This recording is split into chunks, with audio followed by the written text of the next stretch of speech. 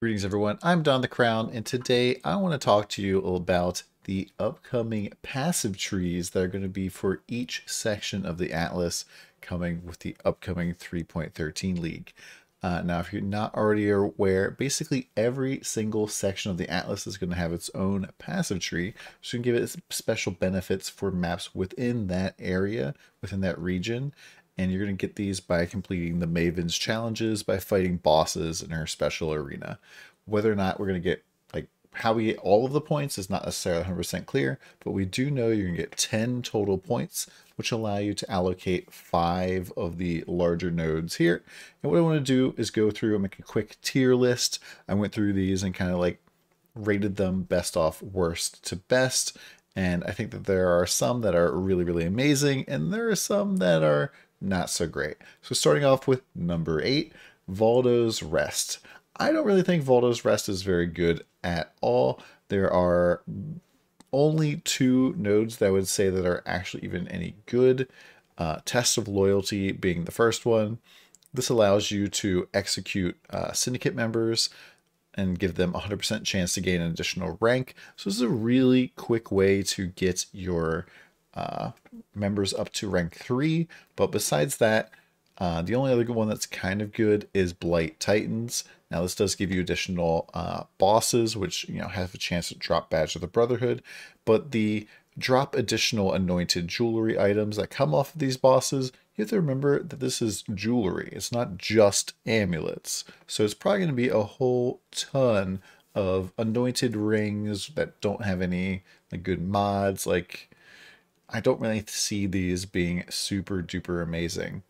The other options on here is like the metamorph things, but personally, farming metamorph specifically is not something that I really ever do or really see people doing. I don't even see people using the itemized sample very frequently. I know a lot of people stack them up in their stash tabs, so these don't really excite me very much. Now, the one thing that could be a potential here is Diplomatic Escort. You're going to guarantee getting an additional Harbinger for every single map in the zone. And what this reinforcements mean, if this is absolutely crazy, like a ton of monsters, then this might turn this around a little bit. But for the most part, doesn't really interest me too much. And then coming up in 7th place is going to be Tiernes End. Now, Tiernes End is kind of okay. It's a little bit better than what we're looking at before. There's some pretty decent options in here, but nothing that's like super mind-blowing. Exotic goods could potentially be pretty interesting because we're not really sure what one additional valuable item means. I don't think this is going to mean that headhunters are dropping or anything, but could possibly like 6 links or maybe higher rarity uniques. Those could be kind of nice. We also have greater forces, which allows you to pretty much get more bang for your buck when it comes to delirium mirrors. But since delirium mirrors are not something you apparently put on from the map device, we're not 100% sure about that just yet. It doesn't seem like we're going to have delirium on the map device. That this doesn't really benefit you at all if you're using delirium orbs, so not that great. And similarly, the singular entity here, or singular eternity, that's not going to help at all if you're using delirium orbs. So not really all that great. Now, the one thing I know a lot of people are going to be like, whoa, whoa, whoa, Don, what about the Great Migration? And say, yeah, this is pretty much probably the only reason you're going to be in Tiernes End is farming for the Great Migration. And it'll probably be like, pop it in the map, look around real quick. Hey, did it proc? No? Okay, crap. All right, open up another map. Oh, it did proc? Cool. Invite my 5 other friends to come into this map so we can all farm the beasts in here. And that's pretty much my thoughts on that. I don't really think that this one is too mind-blowing.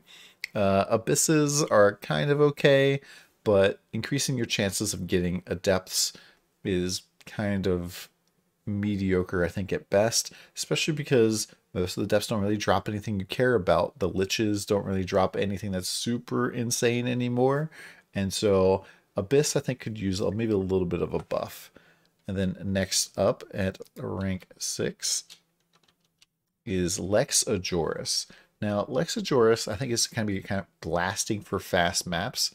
Now, one thing to note is that Alexia Joris, it appears, is going to have Burial Chambers tier 16 in it. So you might end up wanting to make this kind of work for you anyways.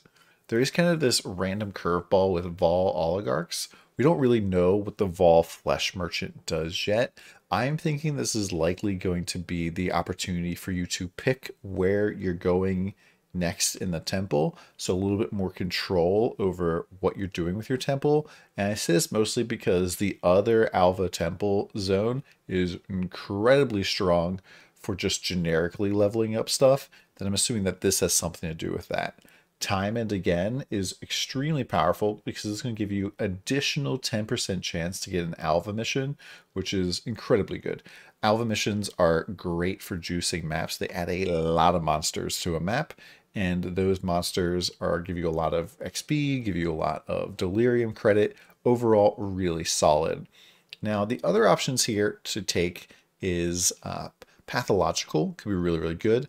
Maps found in areas have a 10% chance to have layers of delirium on them, which to me means that they are already pre-delirium orbed. That seems pretty strong. Compulsive Hoarder, 15% chance to get additional reward types, but this will pretty much only proc off if you're delirium orbing your maps or if you're getting lucky mirrors, and there's no way for you to get additional chance here unless these minor nodes are adding that. And then another kind of interesting one here is going out to Friend the Family to get better deals from Perandus, but honestly, I've been playing since Perandus League and even earlier. I haven't really ever gotten any amazing Perandus deals, so I'm not really holding my breath on this. Also, the metamorph options over here are kind of interesting. Adding a rogue metamorph could be kind of cool. Note that these can also be extremely deadly, and be kind of a shame to encounter this in a situation where you're totally not prepared for it, or it's buffed by a whole bunch of other rares that are near it, or it's like near a shrine or something. That could be quite dangerous.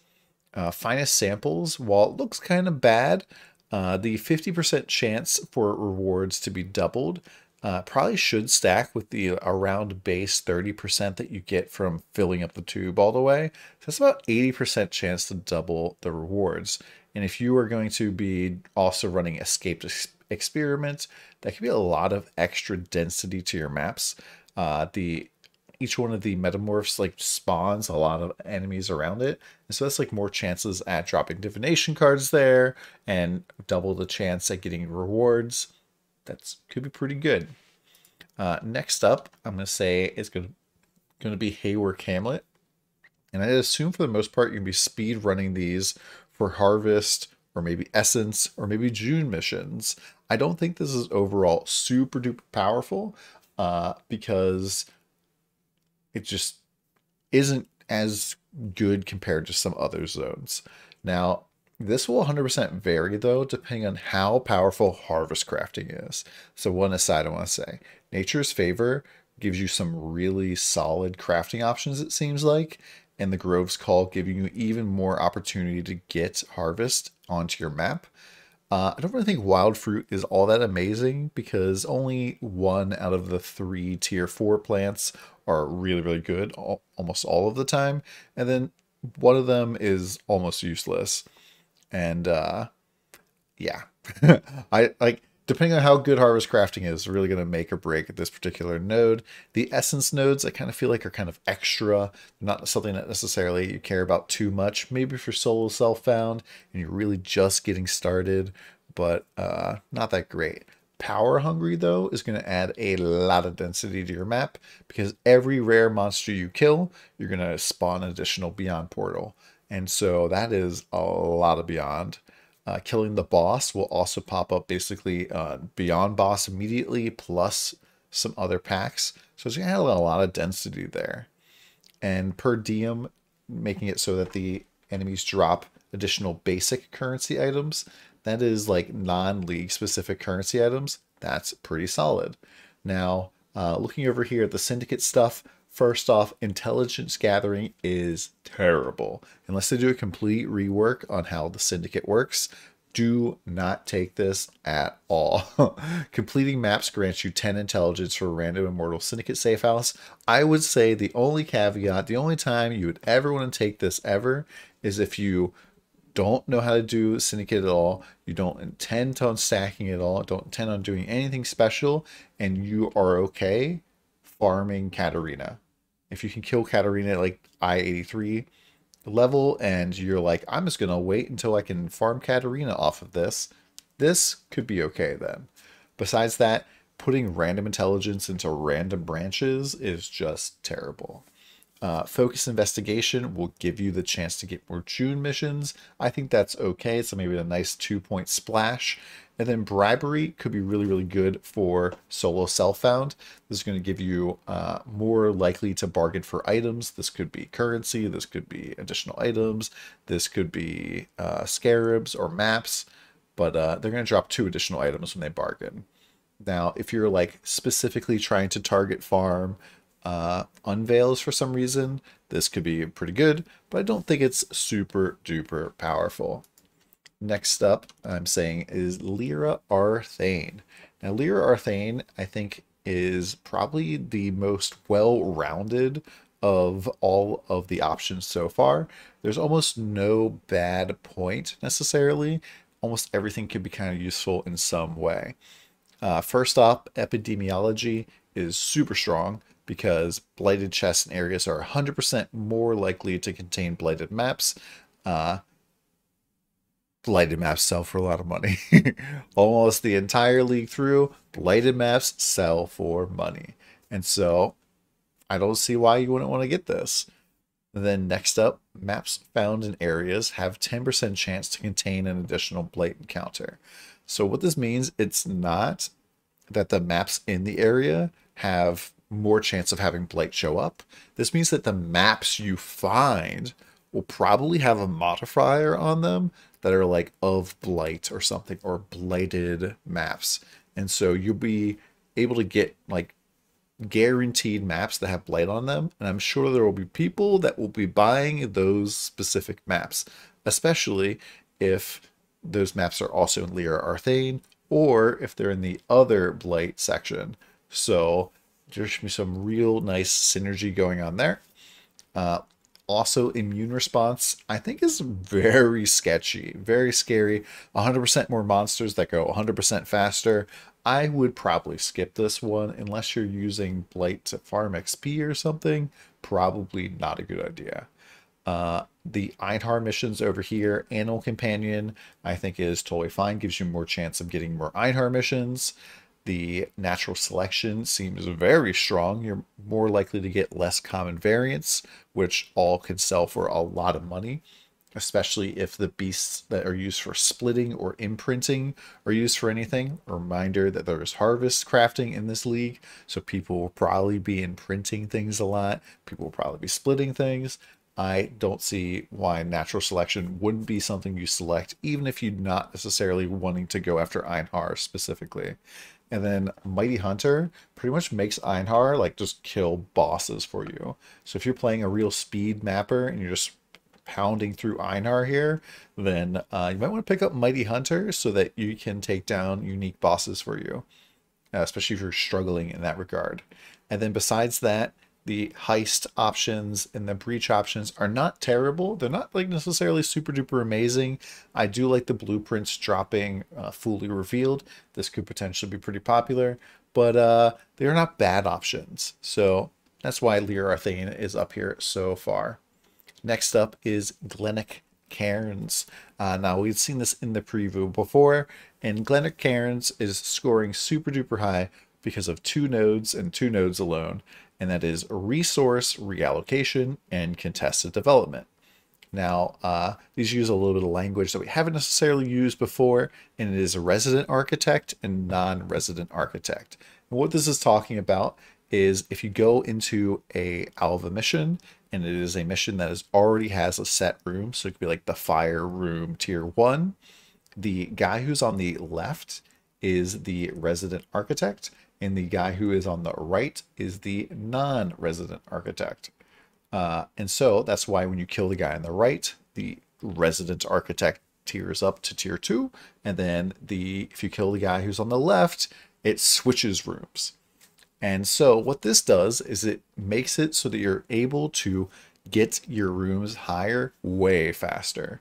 So with contestant development, killing resident architects in areas adds their upgrade tier to surviving architects' rooms. So if you have a tier 1 fire room and you have the option to switch it to a sacrifice room, as opposed to that being a tier 1 sacrifice room, it's going to be tier 2 because you get the resident architects as well.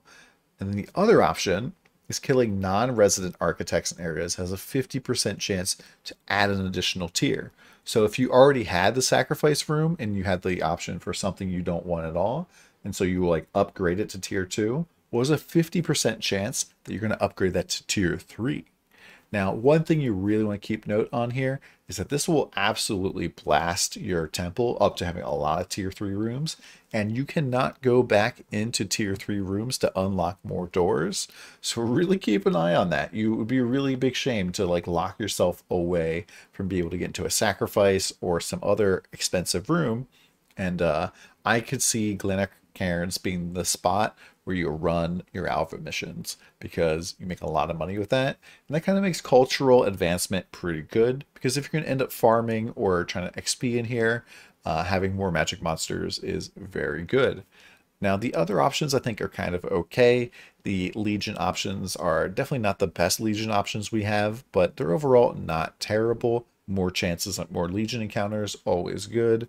I don't think protracted battle is something that you want to get beyond maybe the first week, and maybe not even then, because Legion encounters having increased duration and then taking increased damage while they're in stasis, you're more likely to get yourself in real hot water and clear way too much of a Legion that is going to come out and one-shot you, or maybe just brick the map for you as you can't get past them.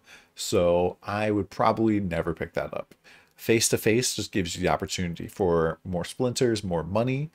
Now over here with the Beyond stuff, this adds the ability to just have flat Beyond on every single map and gives you more of the option to get more unique bosses. I honestly don't think this is super duper powerful. Beyond, when it's rolled on a map, is giving you 13% chance, and this is only 3. So it's like very minor. Last but not least, the strongbox options over here in the corner. I think these are nice. They're strong in some ways. If you're going to be farming strongbox prophecies, definitely go out and get tamper-proof. But besides that, they're not really game-breaking or mind-blowing. Now, next up is going to be Lex Proxima.